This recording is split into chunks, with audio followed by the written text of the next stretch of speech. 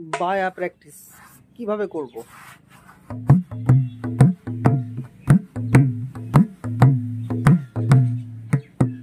বায়াত আমরা কি করি, এটা এটা এটা আমরা করি, আর এটা,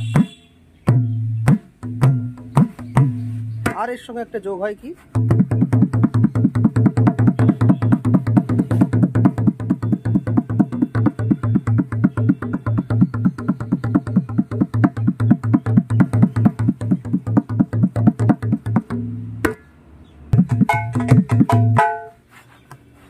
এবার এইটা প্র্যাকটিস করতে গেলে কি করতে হবে দেখুন, হাতটা হবে এইরকম, এইখানে হাত থাকবে, এইবার এই যে হাতটা এইরকম হবে,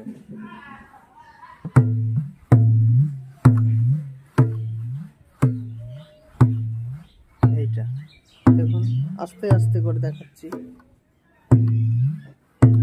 প্রথমে হাতটা এটা দিয়ে টানলাম, তারপরে এটা ঠেললাম,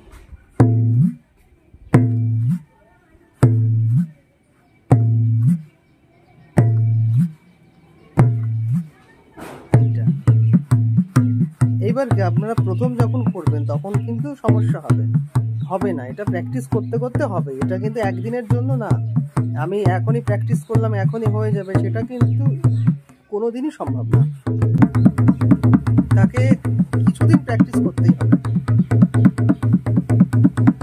দেখুন আপনারা যদি বলেন যে এটা আবার কোন বাজনাতে লাগবে, একটা সহজ বাজনা দেখায়,